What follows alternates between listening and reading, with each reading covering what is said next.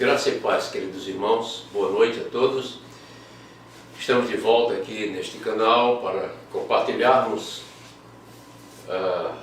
dos ensinos da Palavra de Deus, a qual já sabemos viva e eficaz, penetra até a divisão da alma e do espírito, é apta para ensinar e para mudar o destino da vida de pecadores. Eu quero ler um texto que vem do livro dos Atos dos Apóstolos, no capítulo 1, versículos 9 até o versículo 11. Diz assim a palavra de Deus: Tendo Jesus dito estas coisas, ou tendo ele dito estas coisas, foi levado para cima, enquanto eles, os discípulos, olhavam, e uma nuvem o recebeu, ocultando-o a seus olhos. Estando eles com os olhos fitos nos céus, enquanto ele subia, eis que junto deles apareceram dois varões vestidos de branco, os quais lhes disseram: Varões galileus, por que ficais aí olhando para o céu? Esse Jesus que dentre vós foi elevado para o céu, há de vir, assim como para o céu o vistes ir. É um texto maravilhoso, mas eu fico imaginando, meus irmãos, a experiência desses discípulos naquele dia. Eles haviam recebido com alegria a volta de Jesus para o meio deles, depois que saiu vivo do túmulo. Eles haviam sentado com ele, aprendido com ele ainda mais, depois da ressurreição. Inclusive sentado à beira do mar da Galileia, e participado lá de peixe, de pão com ele. A alegria estava de volta.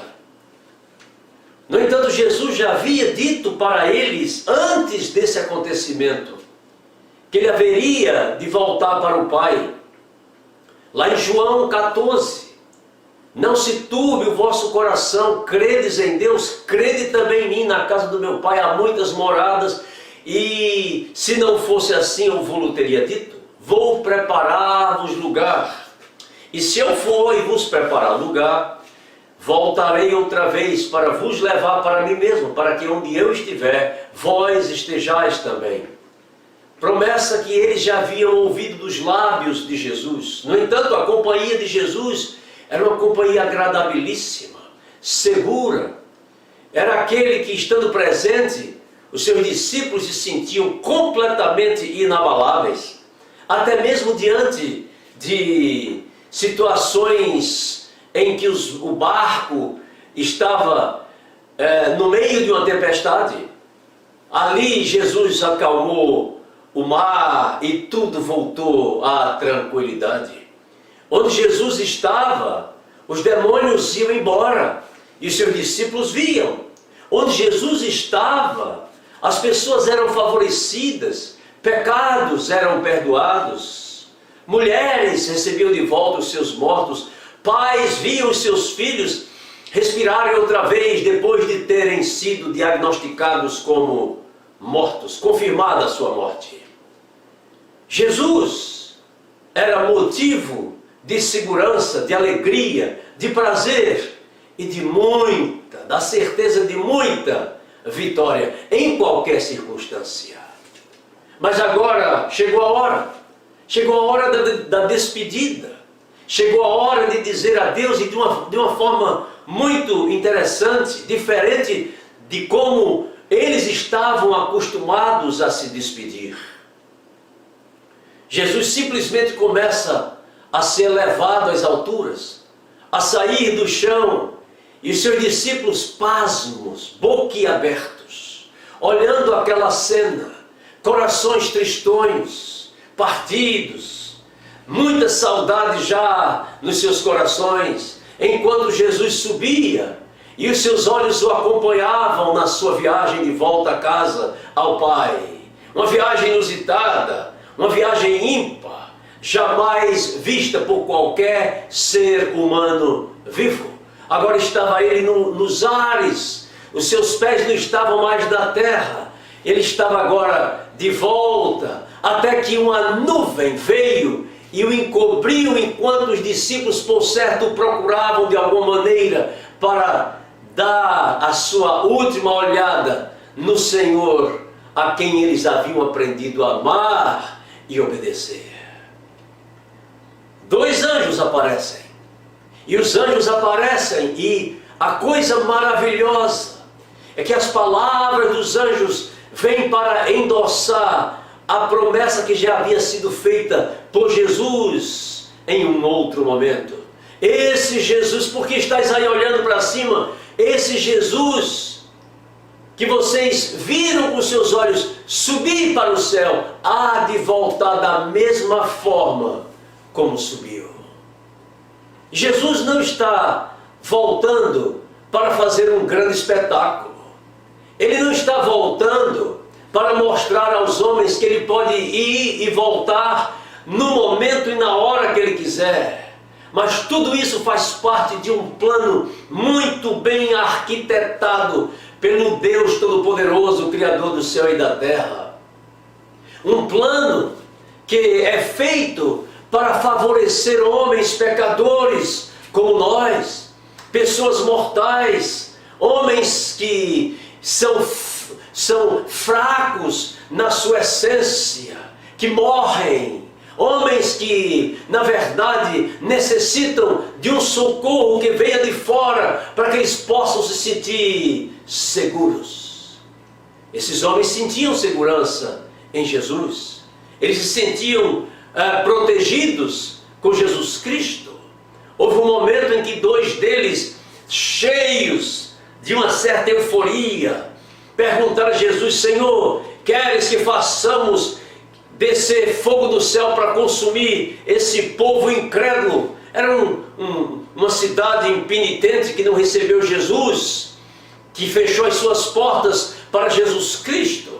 E eles então, enfurecidos por conhecerem o Senhor digno de ser recebido por qualquer um, queriam fazer descer fogo do céu. Assim eles se sentiam ao lado de Jesus, cheios de liberdade, cheios de autoridade inclusive, e imaginavam que podiam fazer o que quisessem, porque estavam na presença do Deus Todo-Poderoso encarnado na pessoa gloriosa e bendita de Jesus Cristo.